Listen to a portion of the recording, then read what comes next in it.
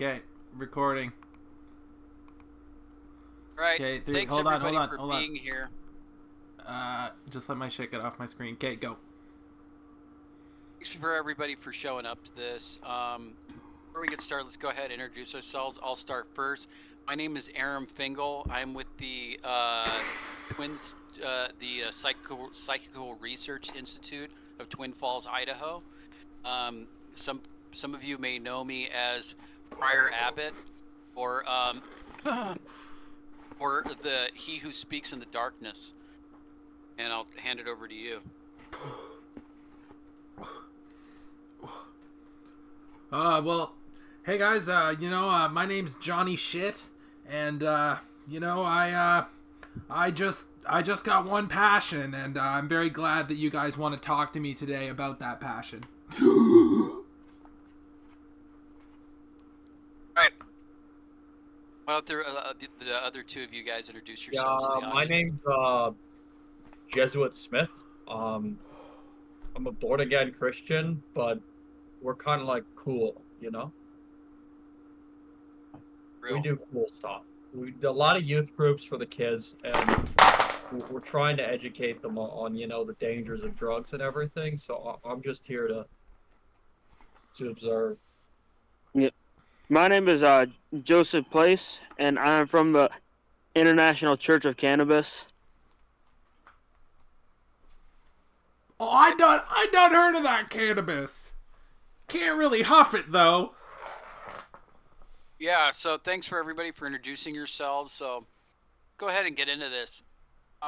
So Johnny Shit, apparently we understand that one of your passions has something to do with your third eye, your spirituality, how everything interconnects with the sacred geometry of the prism or the triangle. And can you greater explain your practices?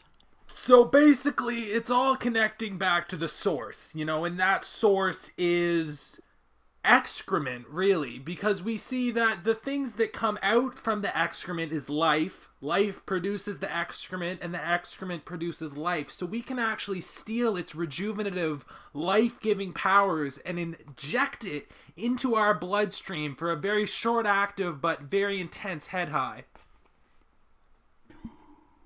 So, is this like how you take the manure and you take like this big old pile of wet shit, put it on the ground, and then like you can put it in your garden while your cucumbers and the tomatoes and everything grow out of the shit? Yes. See, the shit will actually spawn anything. Shit will help with anything. See, fuels for cars is actually just shit, and I am a fuel for the Shiva. Therefore, I am Johnny Shit, and we understand that for you could be Mr. Shit, we all could be Mr. Shit, but at We're a certain all point, Mr. Shit. yes, but at a certain point, you have to realize that the actual act of inhaling the fermented human excrement is just something that is unparalleled to, and the holy levels of understanding that you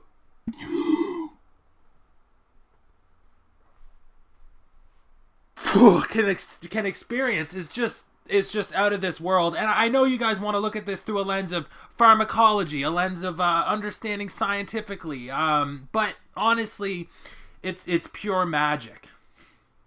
In the Bible, it does say that adulterants, they bring you further from the mission you're supposed to achieve in life. And like, I want to know, like, for you, is it similar to the burning bush with Moses, of how that's obviously a euphemism for marijuana? Do you think that it brings you closer to whatever your life's mission is, to be inhaling jankum? The jankum will bring you where you need to go. You see, the jankum will speak to you. After enough nights, the jankum will enter your soul. You will become the jankum. your veins. They will run brown with the fermented purity of the fruit of the jenkem. And this just Absolutely. it folds in on itself almost multi-dimensionally, creating a pile of what we call shit. I would have to disagree. You said it brings you closer to your mission, but as you said, the fruit, in Adam and Eve with the apple, you're not supposed to eat the fruit. I think that this jankum is definitely spiritual in nature, but it's bringing you closer to Satan than it is Christ, and it's driving away from your mission in life. Do you think it's Sir, like this? It's like the fruit of the Book of Jet, but instead of like the fruit of the tree, it's like the fruit of his looms. Yes. It's you reap what you sow enough from your own bowels. It's definitely the fruit of his loom. enough of this biblical shit. Sir, I got a question. Do you think jankum and cannabis complement each other? Well, you see, I often eat the leftover mulch from cannabis and hemp plants when I'm preparing my, jankum tubs, my several large 7 kilo tubs of jankum. And when I'm doing that, I eat nothing but marijuana produce and marijuana related products, marijuana lotions. I just eat those all the time, and I will eat the plants and the buds, and I'll eat the butters and the herbs and the brownies, and especially the edibles, because when you eat the edibles, they come out in your jenkem, and that ferments the shit in such a different way. Whenever it enters your lungs, it actually reinvigorates the cannabis that's already in your lungs. But I have never actually smoked cannabis because I've never really smoked cannabis because I think I struck gold on my first drug, when I was 4, and I stuck my face into a week-old toilet and just started huffing over and over. Just from that point, I knew I would never need any other drugs. I mean, I think that there's a primal urge there, like, how we all just, have those moments where we scratch our buttholes and then our curiosity gets the better of us and we sniff our fingers. Yeah. And we get that intense kind of like pheromone feeling. Or like if you're going down on someone and you just kind of like snuzzle your nose up to their asshole and you just catch that whiff of butt crack, and then there's like a primal attraction there. But let me ask you a question, Johnny Shit. In the book The Teachings of Don Juan by Carlos Castaneda, he talks about how this shaman, Don Juan, takes him on these psychedelic journeys with these different substances, these different plants, like a mushroom and peyote and all this, and that each plant had a spirit, like the mushroom, the onguito, was like an actual being that was one with the plant itself, so that when he took of it, he would experience a relational connection with this being. When you huff your own poo-poo, do you end up having like an encounter with a shit being? See, in the jenkem community, you only huff your own jenkem. That's the purest jenkem because it relates back to your own essence. So unlike with many other psychoactive drugs and chemicals and huffins, the spirit that you encounter is your own. It's the dead shadow part of yourself that you've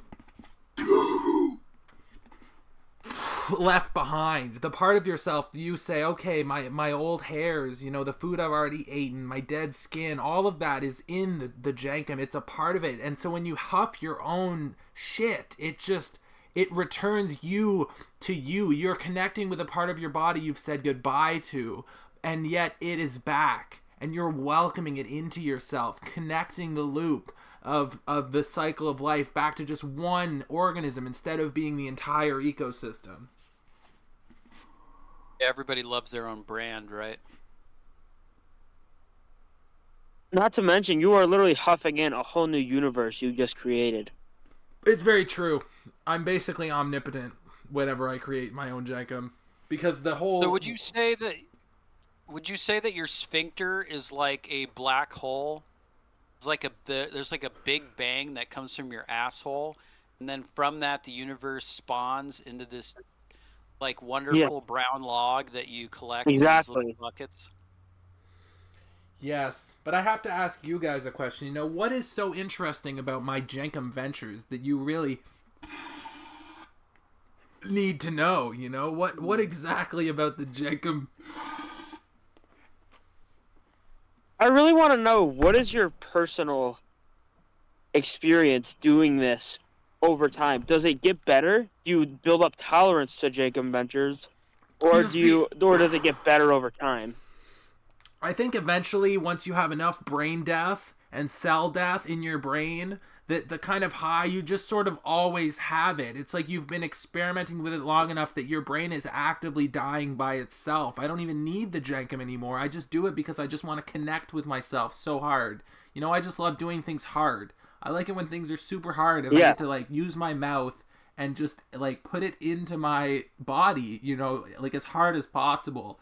And I like that it comes from my behind, but I don't want it from the behind. I want it in the front. You know, I want it from the behind in the front. yeah, and And that's if you what think Jacob's about all it, about. well, it's sort of like if we're looking at this from a spiritual perspective, it is sort of like the idea of infinity, or the Ouroboros. So it's coming out of your butthole. Like, hold on, like this is you. Imagine Yeah. this is your this is your legs, and this is your arms. Okay, and it comes out of your butthole like that, right? And then it curves around. It goes into your nostrils. So you're like the serpent that eats himself. Have you ever thought about eating your own shit? I like See, to. I didn't mean to interrupt. Sorry, this Jenkem has got me I'm sorry. you I know, was saying I like to think overwhelmed. of it more like it's like a fight between yourself and your own excrement. You know, it's like you know that little robot game, Rock'em Sock'em Robots. It's like Jankum Spankum Robots. You know, it's like you get the Jankum and it spanks you, but it's a Well, what? control Jankum. You know. I think we all need a good spanking every once in a while. Sometimes we need the Lord to pull down our pants and expose the butt cheeks of salvation, and I mean, just I grew up And it just Catholic. give him a good whack. Definitely understand. It's like a game of asteroids. As far as Yeah. eating your own shit, you know, that's very frowned upon in the Jenkem community. It's sort of like the unattainable holiest high. Like, once you do that, it will be amazing, but you will die. You know, sadly, I've seen a lot of fellow Jenkem adventurers just pass from eating too much shit because, it honestly, I just don't think we're ready for it yet. I think we need a couple more thousand years of evolution to be able to fully experience, you know, the actual Jenkem high. Because, you know, the Jenkem high is so pure that you basically get lost on the crazy train like Ozzy Osbourne. And, Yeah. you know, just like whenever you inhale it, you're getting a 1% of the Jenkem power. But if you eat an entire log, you know, that's 100% of the Jenkem power, you know? Yeah, it could be How too does it much for someone to handle. Yeah. Sir, but this is the real question. How does Jankum affect sexual intercourse? Well, you Yeah, see, can you do it while you're having sex? I'm a Jenkem producing and inhaling fiend, so I'm producing Jenkem about 4 to 7 times a day. Not even while I'm asleep, you know, just in the waking day, and I'm inhaling Jenkem 24/7. You know, it's about maybe a 2 or 3 minute break at most between huffing Jenkem all day. So during sex, you know, I will need to huff Jenkem about 1 time, and you know, if it happens to become producing and it's fertile, you know, I will just have to, you know, maybe get a bag with me or like some type of saran wrap on the bed or a towel of some sort just to collect it while I'm like in the act. You're saying you have 7 bowel movements per day. Can you go into your diet a little bit? Yeah, well, like I said, I can't eat You did Jenkem, say right? before. So I eat very similar foods to Jenkem. So like a lot of prunes, pudding, Nutella, Nutella. You know, basically like I'll eat mud a little bit, some dirt. Like I'll eat dirt because like it has a bit of Jenkem in it, right? So like you can kind of get that like essence. But yeah, basically it's just It's just mostly mealworms and crickets and paper mostly. Mushrooms? No, No, I'm going fucking done. I would never really experiment with any drugs other than jenkem. Even though I don't consider jenkem a drug, I just say that because I know a lot of other people would. There's some people in this world who would take 4 grams of mushrooms for like the 7th time this month, and his friends might get worried for him the fact that he's doing that many drugs. But no, I just have jenkem. Probably not. But no, what I'm talking about is like white cap mushrooms, like food. Oh, Like Like you eat shiitake, they, like shiitake mushrooms so that your shit, yeah. maybe something could grow from your shit, and then you could have life and death in your wastebasket while you're huffing it. that's true. I mean, like I have put some chia seeds into some shit before, and the chia seeds actually grew on the shit into a very amazing, shit tasting chia experience that was alive as I as I huff this jenkem. Excuse me, sir. Do you even know what we're doing here? We are talking about huffing jenkem, okay? The most important spiritual moment of this generation, okay? So if you don't want to huff your own fermented shit, then you can just, I don't know what you can do. Okay, I'm back. What did you say? Hugh Janus, can you please leave the team's meeting? Sorry, I'll leave.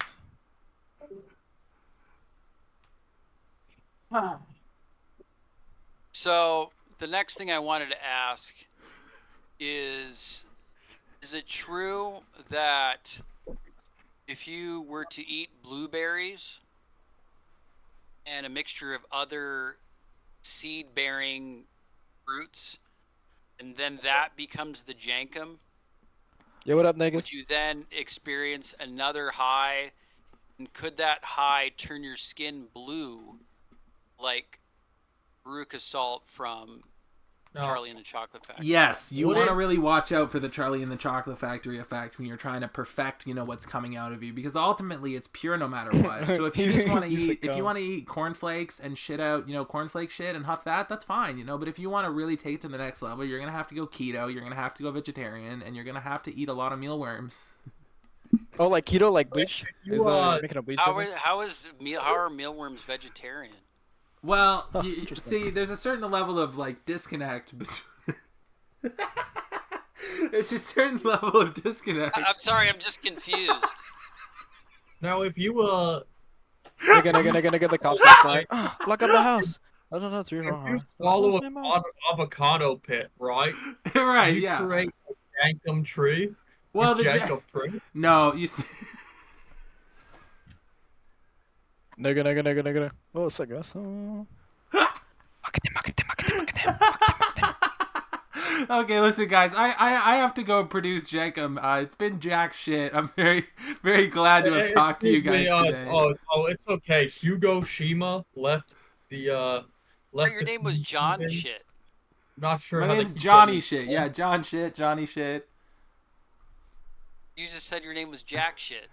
No, I'm Johnny Shit. Oh, sorry.